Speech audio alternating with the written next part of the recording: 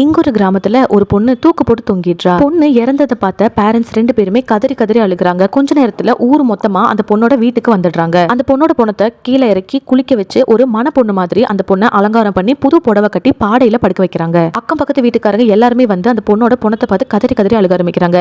வெளியூர்ல இருந்தும் நிறைய பேர் வராங்க. கொஞ்ச நேரத்துல ஊர் ஜனங்க மொத்தமா அவங்க வீட்டுக்கு வந்துடுறாங்க. பணத்தை எடுத்துட்டு போகணும் அப்படின்னு சொல்லிட்டு நிறைய பேர் அவங்க வீட்டுக்கு வராங்க. உள்ள அழுதுட்டு இருந்த சொந்தக்காரங்க எல்லாருமே வீட்டுல இருந்து வெளியில வந்துடுறாங்க.